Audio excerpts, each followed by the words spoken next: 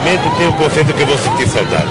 Porque foram 8 anos muito intensos, de muito trabalho, de muita viagem, de muitas realizações. E obviamente que isso vai deixar saudade. É como um jogador de futebol, sabe, quando ele está jogando, correndo que nem um doido, daqui a pouco o técnico tira ele e ele vai para o banco de reserva e fica sentado. Ou seja, por mais que ele seja, sabe, sensato, ele fala, pô, por que eu não estou jogando? Mas a vida é assim, a democracia é assim, eu saio satisfeito. O Lula não foi fabricado. O Lula é uma liderança de fato. O presidente Lula é um fenômeno, independentemente dele.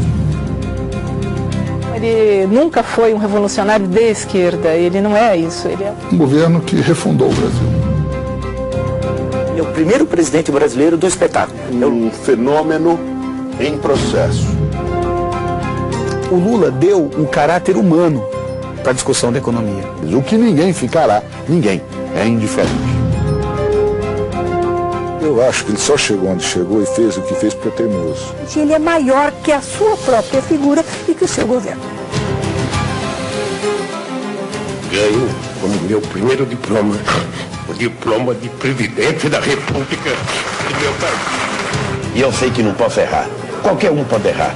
Eu sei que eu não posso errar. E quem tem mais solo e água do que nós? Ô Bucho, o problema é o seguinte, meu filho. Agora que a gente tá crescendo, vocês vêm atrapalhar, porra.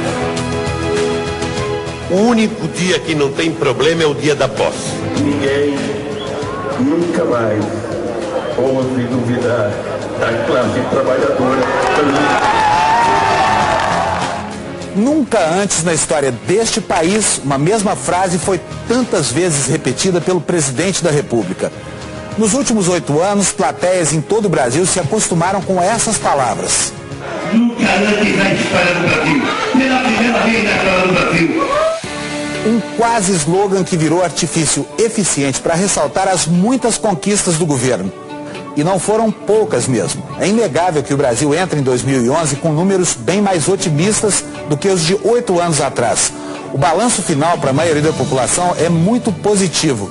É o que mostram as pesquisas e também o que se vê nos shoppings, supermercados, aeroportos. A descoberta do consumo por uma grande parcela de brasileiros que não sabia o que era isso, aqueceu a economia e mudou a cara do país.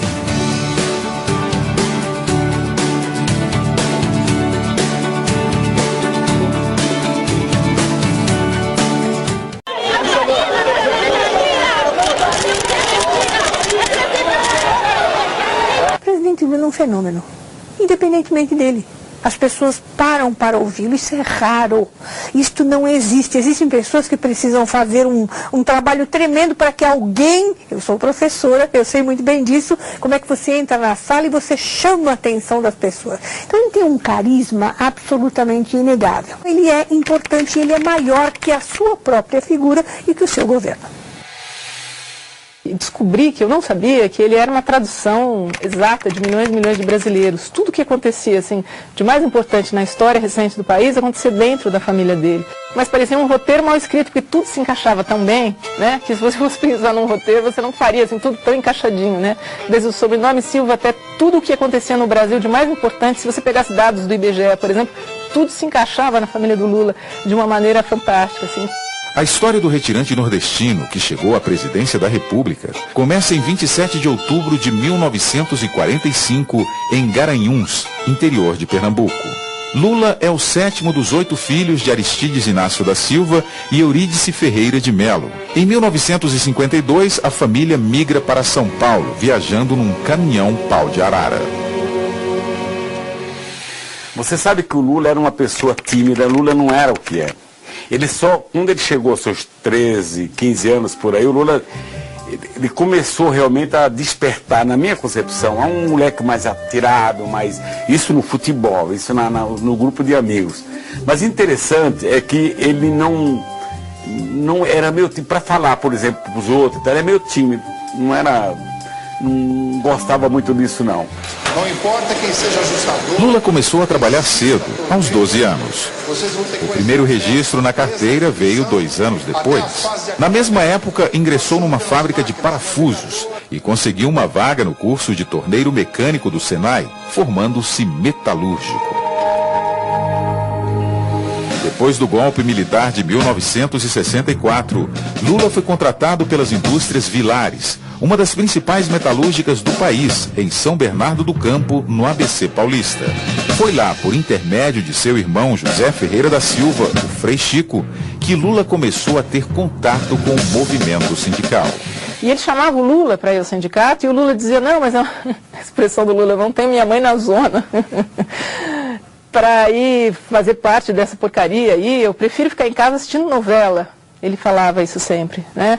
E o Frei Chico acabou arrastando o Lula para o sindicato. E o Lula acabou gostando de ir nas reuniões justamente porque tinha um debate e que ele falava que aquilo parecia uma partida de futebol. Então aí ele começa a ter pela primeira vez um interesse pela política. Uma vez ou outra ele queria ir no sindicato, mas normalmente botava obstáculo para ir, aí eu forçava ele, pô, vamos lá assistir a Assembleia, reivindicação salarial. Eu estou falando aí do ano de 1966, 67. Não era coisa fácil não, ir para o sindicato, 68, imagina. E a nossa sorte é que ele acabou aceitando, mesmo assim a mulher dele, né, era Lourdes. Na época o Lula não gostava, minha mãe também tinha medo que ele participasse, porque havia toda uma repressão, né? Mas ele acabou participando. Depois de muito trabalhar, convencer alguns amigos lá em cima dele, trabalho de convencimento. E aí ele acaba entrando no sindicato, filho. Um ano e pouco depois que ele está lá, que ele vem perder a sua esposa. Tinha um momento na vida do Lula, quando ele tinha 20 e poucos anos, em que ele achou que ele estava absolutamente realizado. Ele era já um operário especializado, ele tinha acabado de casar com a mulher que ele mais amava na vida, e essa mulher estava grávida, ele tinha a casinha dele, e tudo estava resolvido na vida dele, ele se sentia um homem realizado. E, inesperadamente, no final da gravidez, essa mulher morre, o filho dele morre junto, e no velório, o corpo da mulher e do filho foram velados na própria casa que eles tinham. O assoalho até cede, era uma casa tão antiga que os corpos quase caem no chão. E o Lula fala para as pessoas que estavam na casa, fala, olha, minha família não é linda? Olha que bonita minha família. Ele fala com ironia, né? Depois disso, se seguem 3 meses de depressão. E ele sente que o mundo dele tinha acabado completamente. Só que ele se ergue desse estado, né, e começa a trabalhar no sindicato com tanto afinco, como se os sindicalizados fossem a família dele. Então, acho que um pouco dessa liderança nacional e agora internacional nasce desse momento de crise e de dor, é uma espécie de renascimento. Assim.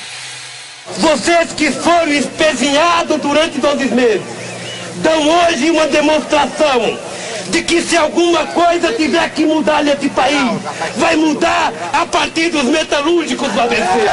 Em 1975, foi eleito presidente do Sindicato dos Metalúrgicos de São Bernardo do Campo e Diadema, passando a representar 100 mil trabalhadores. Lula deu então uma nova direção ao movimento sindical. Em 78, foi reeleito presidente do sindicato e comandou a primeira greve operária desde o golpe.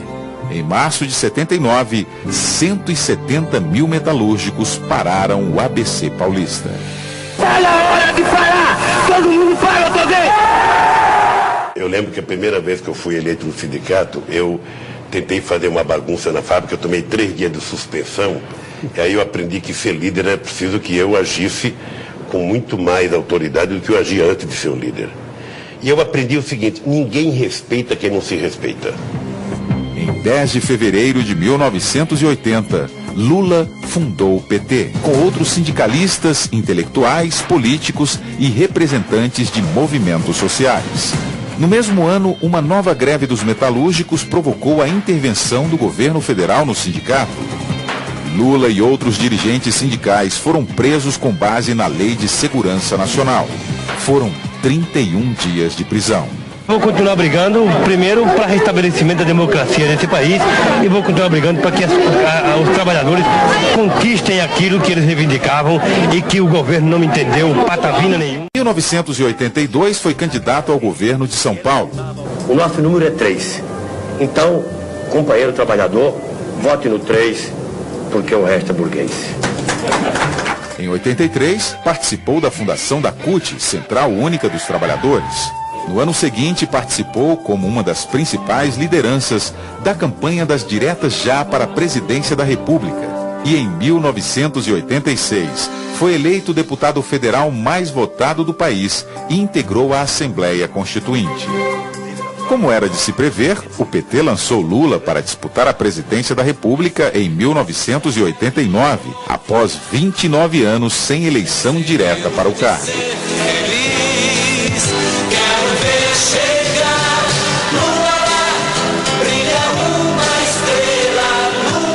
Ele perdeu a eleição no segundo turno para Fernando Collor de Mello. Não me deixem só. 2 anos depois, liderou uma mobilização nacional contra a corrupção, que acabou no impeachment do presidente Collor. Nas 2 eleições seguintes, em 94 e 98, Lula foi derrotado por Fernando Henrique Cardoso. É melhor antes tarde do que nunca. Em 2002, chegava a hora de tentar mais uma vez. Ele teria dificuldades muito grandes, ele seria boicotado. O Lula de 89, se ganhasse a eleição, seria boicotado. Eu não tenho dúvida disso. O Lula de 2002 de 2006 construiu a maior aliança de apoio que se tem notícia. Com uma sólida aliança partidária, fez uma campanha propondo mudanças. Entre os principais objetivos do candidato Lula estavam a erradicação da fome e da pobreza absoluta, a promoção do crescimento econômico e uma melhor distribuição de renda. Orientado por marqueteiros, abandonou a agressividade de campanhas anteriores e ganhou o apelido de Lulinha Paz e Amor. Viu de ponta a ponta, mostrou claramente nas urnas a sua vontade de mudar. 76% dos eleitores brasileiros votaram a favor da mudança. Era a obsessão com essa questão da fome, que para nós, a gente, classe média de São Paulo, não entende muito como é que é isso. Mas eu fui lá onde ele nasceu, eu conheci toda a família dele, em 89, porque ainda tinha muita gente morando, né, em Caetés, né, e realmente era uma vida muito difícil, né? Então, quando ele... não era uma questão de demagogia, de político, de discurso, é uma coisa mesmo sentida, né? Em 82, Lula foi candidato a governador de São Paulo. Perdeu. 4 anos depois, foi eleito deputado constituinte mais votado pelas eleições, com 650 mil votos. Mas o grande salto veio nas primeiras eleições para presidente. Com uma plataforma radical, Lula chegou... Em 27 de outubro de 2002, aos 57 anos de idade, foi eleito presidente da República com quase 53 milhões de votos. Que durante tantas vezes fui acusado de não ter um diploma superior, ganho como meu primeiro diploma, o diploma de presidente da República do meu país.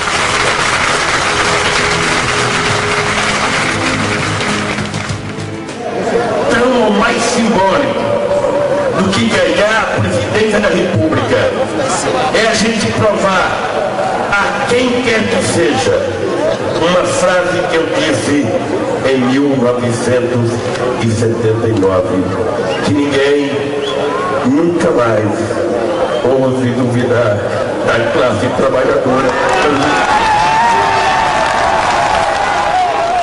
Bom, havia muitos temores.